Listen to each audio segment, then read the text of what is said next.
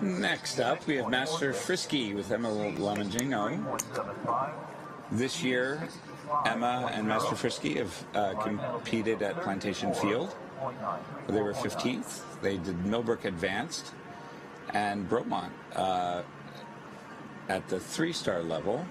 I think this is a former ride of Boyd Martin's, isn't it? It is. Yeah. It is. I met Emma this spring. We had our very first inaugural Bromont Rising under 25 scholarship program at Bromont. Mars sponsored that. And Mars has now taken over the sponsorship. It's we're running our second one at the Jockey Club next month. But I did meet Emma there. I was one of the presenters and trainers. Delightful young lady, hardworking, excellent student, and very ambitious. So I think you also had one of my students there, Emma Plugman.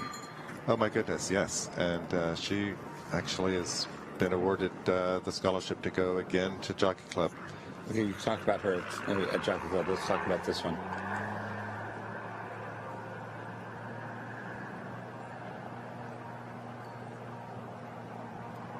Lovely entry, nice rhythm, really straight and square. Beautiful square halts. Let's see the strike off. Nicely done.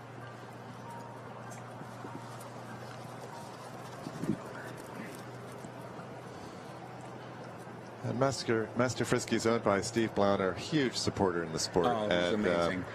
Really, I'm so excited that he was so keen about this under 25 program. He's been a big leader in that, and we're having a lot of fun with the education. So, beautiful uphill frame there. That's where we want to have them at this level. I thought she prepared nicely through the turn, but just lost the bend a little bit for the half pass left. Could show more bend and more flow. And really trailing haunches there and loss of activity. She needs to be more engaged through this. Now go forward, go forward. So at this level, the uphill balance that we often talk about, this is an example of that. The neck must come out of the withers, the pole high, the nose slightly in front of the vertical, the contact soft, the hindquarter engaged. And again, not so easy. The medium trot's better than the collected trot. He's riding the horse forward into the reins now. The tempo can't be slow and dead. It has to be slow and active. You know, it has to come up off the ground and show expression. Very nicely balanced through the corner and straight in the head and the neck and the body. One of the few times in the dressage arena that we actually have that straightness without flexion. And very sticky, in my opinion, into the walk. It just looks a little behind the leg to me. I mean, it's like if she puts her leg on, he should do something. And while it's all pleasant, it just needs to be more active.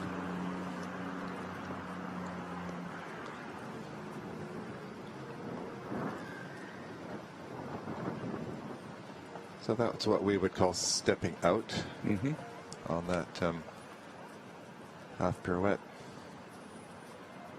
Here the extended walk begins as she turns at H, and she actually rode that correctly. Nice view of the neck from the side there. Pole slightly lower than the wither. Nose could perhaps come even more forward, but not a lot of overstep, but at least it's active. A little bit of rigidity and tension there at the walk. Transition. Lovely outline.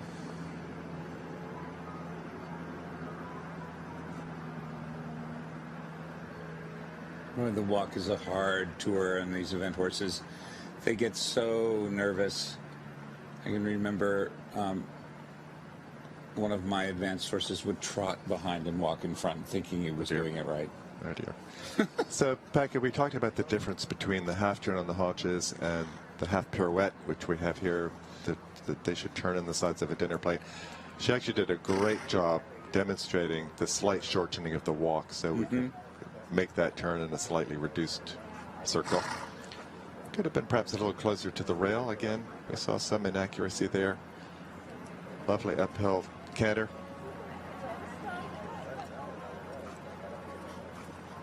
Beautiful change.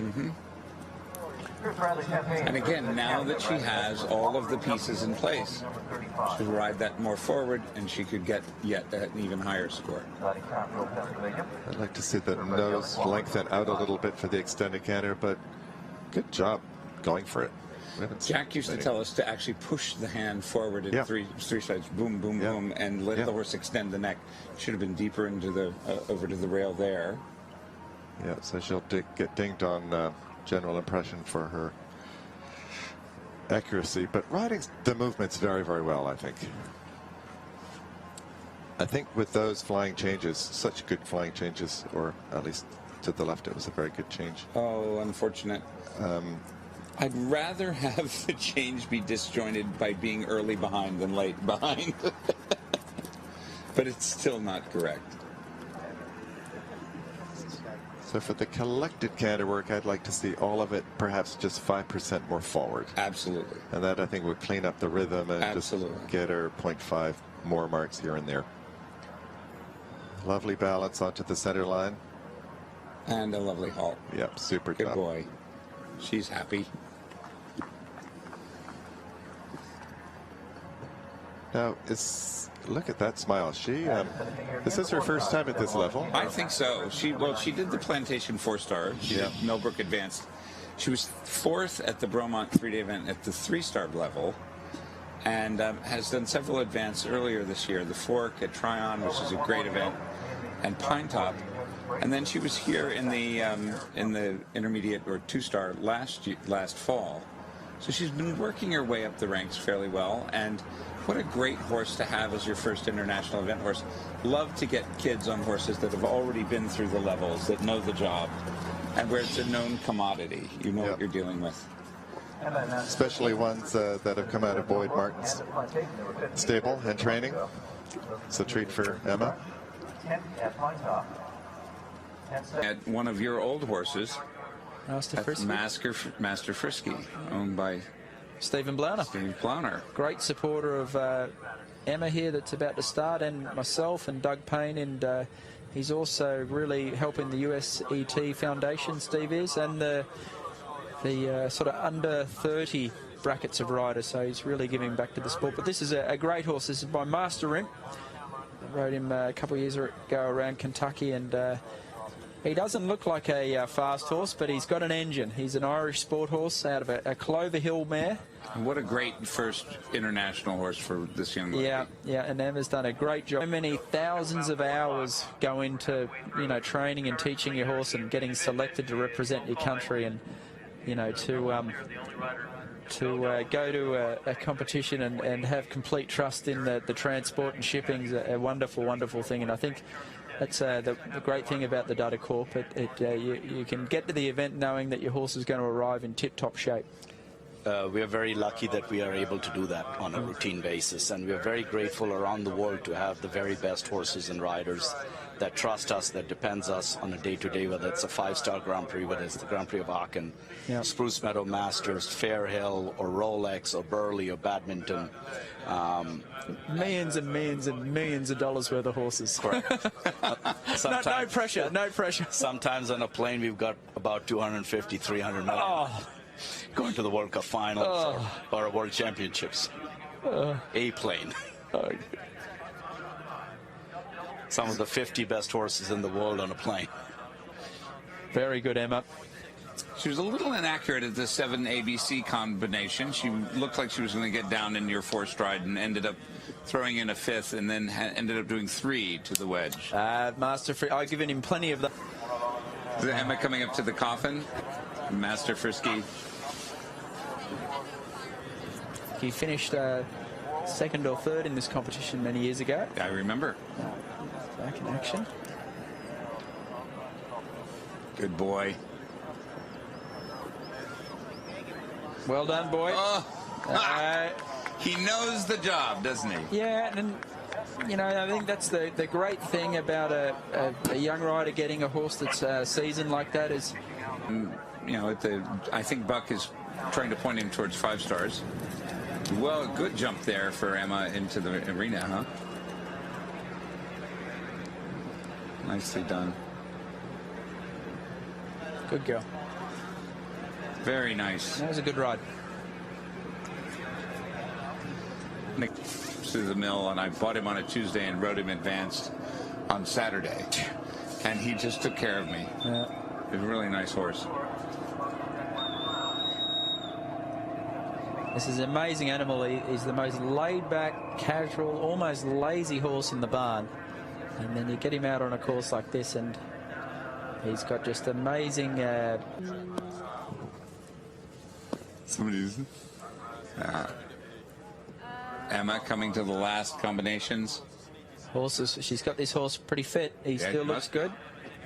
He does look good, doesn't he? He looks very wide awake, ready to go. Let's give him a little bit of time here. Very good. Very good. As good as anyone. This is a 4-stride and a 4-stride, right? 4 and 4. Got a big stride, Master Frisky. And at this late in the course, it's kind of hard to collect them, isn't it?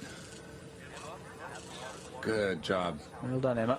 That's a big square brush hawks are that coming line's out. actually ridden pretty well.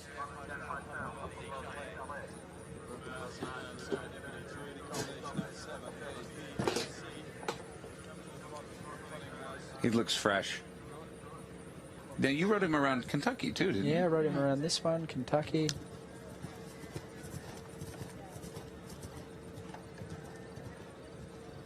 Ah, wonderful. Good girl.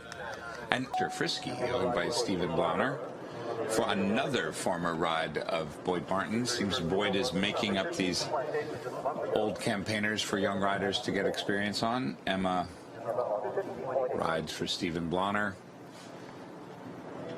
Before meeting Master Frisky, Emma hadn't really even competed above training level.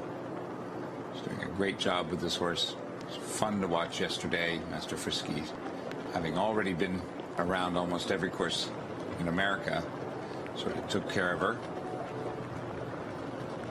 You want a horse at this level for your first time through that will cover your mistakes and make you look good, and he certainly is one to do that. A little bit of disagreement about distance. The rider's job is to get the horse to the fence with a length of stride, impulsion, and balance that allows him to jump his best. And when you make your turn in the wrong spot, or you get ahead of yourself and don't accomplish that, really relying on the horse's good nature and raw talent to get you out of trouble.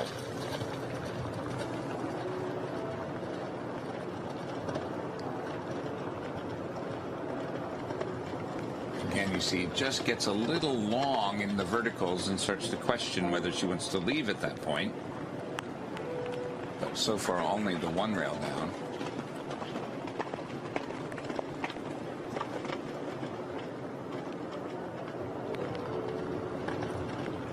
Lovely there. And great to finish. 3 seconds over the time for an additional